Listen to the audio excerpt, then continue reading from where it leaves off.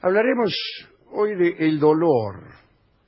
En los mitos, el dolor aparece siempre como un castigo divino o como una carga propia de los hombres, como la evidencia más notable de la imperfección humana, ¿no? Estoy hablando de los hombres y también de las mujeres. Cada sociedad ha utilizado distintos procedimientos para suprimir o aliviar el dolor. En el siglo I, muchos sabios elaboraron técnicas para evitar los dolores del parto. En general, se aconsejaba distraer a las parturientas. Apolonio de Tiana recomendaba introducir una liebre viva en el lugar donde había de ocurrir el parto, me refiero a la pieza, a la habitación donde iba a ocurrir el parto, para que el animal corriera y diera saltos alrededor de esta señora. No es muy eficaz, me parece. No, eso, pero ellos creían que sí. Plinio jura que en España solían poner una liebre viva entre los senos de la parturienta y por si no resultara demasiado entretenida la cosa, ¿no? La liebre, convocaban también a músicos y cantores para ayudar a pasar el trance. No se hacía ninguna aplicación física, era una manera casi psicológica de tratar el dolor, distraer la psique orientándola hacia otro foco de atención. ¿Alguien más va a molestar? Porque parece muy... No sé, pero aún hoy muchos piensan que lo que más duele es pensar en el dolor. Y creen entonces que si lo distraen a uno, resulta que no le duele. Claro. No sé si es así. Obvio que también a veces le dicen para que no le duela en un lugar, mejor hacerse doler en otro. Hacerse doler en otro. Sí. Bueno, no sabría qué decir. San Alberto Magno tenía una visión particular del dolor y confiaba en la química. En el caso de los dolores de parto, aconsejaba untar el cuerpo de la mujer con una pasta hecha con caracoles rojos, romero, ¿qué tal romero? Y estiércol de caballo. Mucho más refinadas han sido las drogas destinadas al adormecimiento. Ahí está el opio, la mandrágora, el belenio, la amapola, que se siguieron usando hasta el siglo XIX. Josefina, la mujer de Napoleón, tenía, disculpen ustedes, la dentadura podrida y las pocas piezas que le quedaban le producían enormes dolores. Para disimular las deserciones, utilizaba todo el tiempo pañuelos y abanicos y no se reía nunca, o sea, cerraba la boca, vamos. Pero para evitar el dolor le daba el opio a 4 manos, metaopio, tanto que se dormía en el teatro y en las ceremonias, de suerte que era necesario sacudirla continuamente. Me refiero a Josefina. En realidad, el opio era una droga muy peligrosa. Ya sabemos que el general San Martín estaba obligado a tomarlo a causa de sus dolores, y sus enemigos aprovecharon esta circunstancia para acusarlo de opiómano. El alcohol también ayudaba a evitar padecimientos. Muchos cirujanos lo utilizaban en sus intervenciones. Allí estaba un inglés, Astley Paston Cooper, que recomendaba a sus pacientes que se presentaran borrachos a la mesa de operaciones. En tal estado, Cooper operó nada menos que al rey Jorge IV de Inglaterra, que padecía un ateroma en el marote.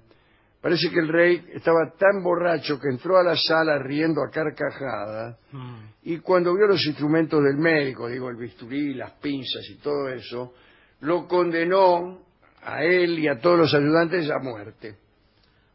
Bueno, y acto seguido se desmayó. El rey Jorge IV, como hemos contado muchas veces, no tenía todos los jugadores. Más tarde, después lo operaron igual, y la operación fue muy exitosa, y le dieron a Cooper el título de barón. Por supuesto le perdonaron la sentencia a muerte, ¿no? Claro, si no... ¿De qué sirve ser varón si uno está muerto? Hay que decir que tanto en las guerras como en el mar, el recurso de unos buenos tragos era la rutina cuando alguien debía someterse a una operación en el campo de batalla o en alta mar. En la Edad Media, los sacamuelas y los charlatanes recorrían las ciudades vendiendo amuletos, talismanes, pero más que nada elixires que se servían para calmar los dolores y también para devolver el vigor y recobrar la juventud.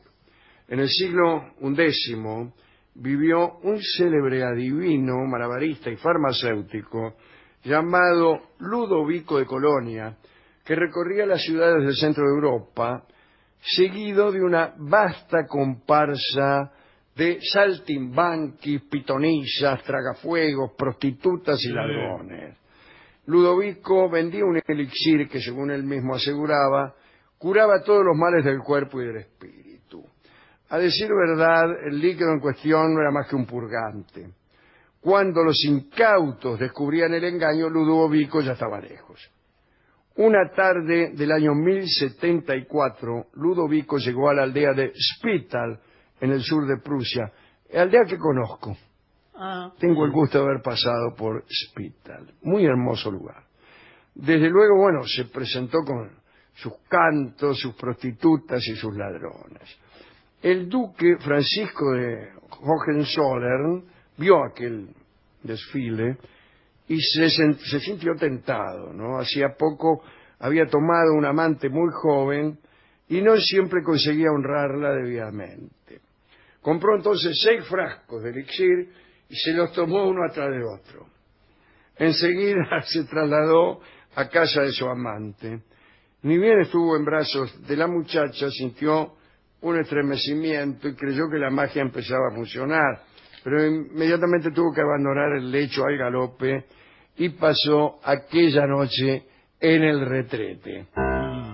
Al día siguiente, un ejército partió tras las huellas de Ludovico y muy pronto fue capturado.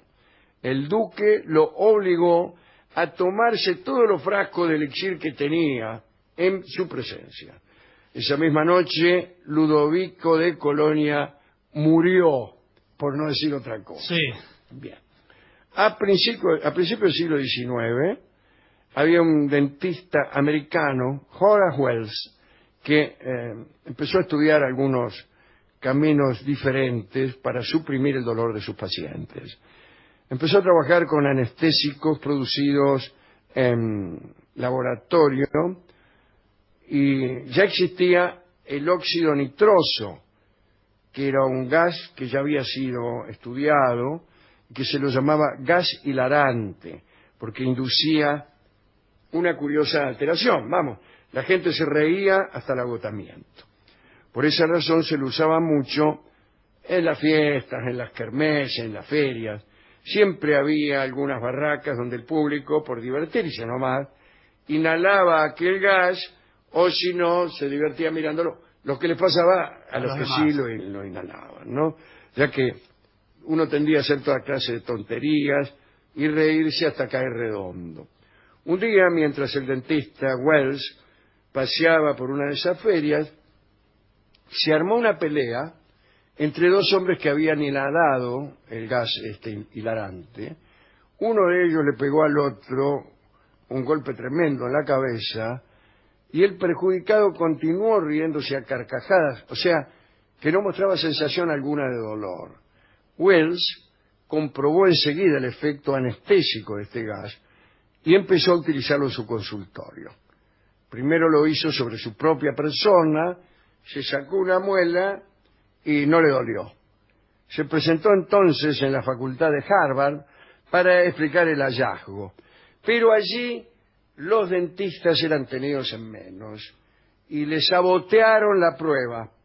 Parece que Wells llamó a un estudiante de medicina que se ofreció como voluntario, le aplicó el óxido nitroso y por mala fe el estudiante empezó a dar unos gritos que le espantaron a todos los catedráticos y Wells fue expulsado y terminó consolándose de sus desventuras tomando ese gas, ese óxido nitroso todo el tiempo, y andaba por las calles de New York hecho un zombie.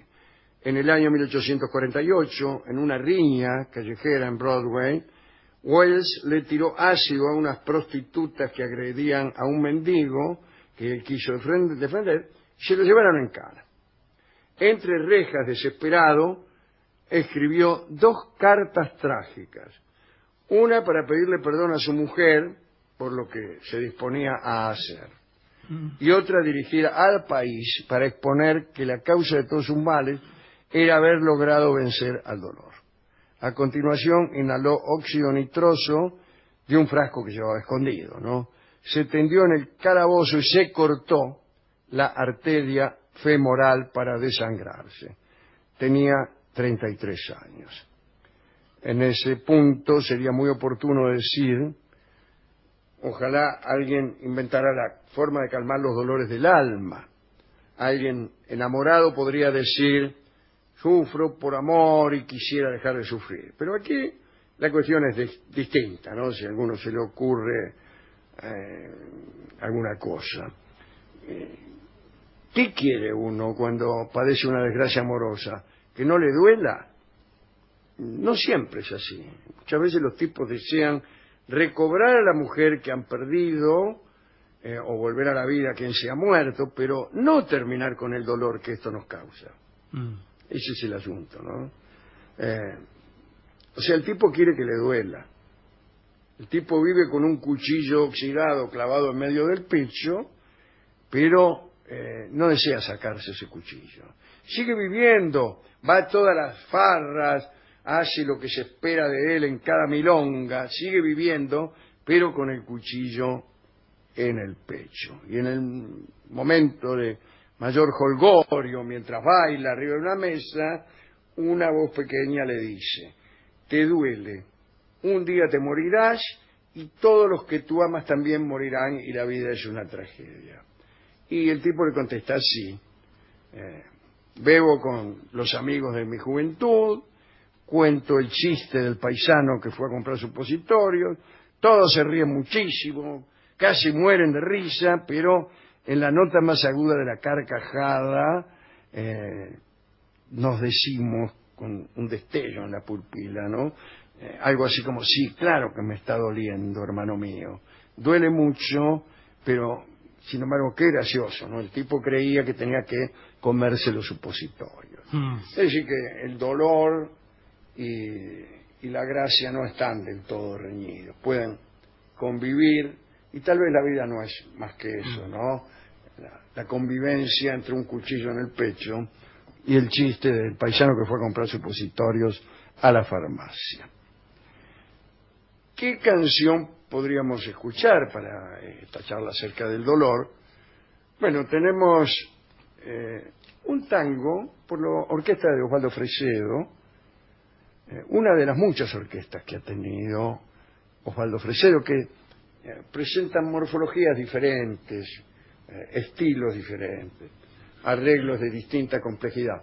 Esta es sencilla, esta orquesta, pero tiene la breve participación del cantor Roberto Ray, que siempre cantaba un estribillo.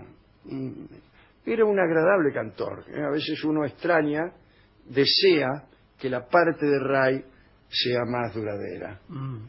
Así que escucharemos a Osvaldo Fresedo con Roberto Ray, y el tango que ha sido compuesto especialmente para esta ocasión se llama En la huella del dolor.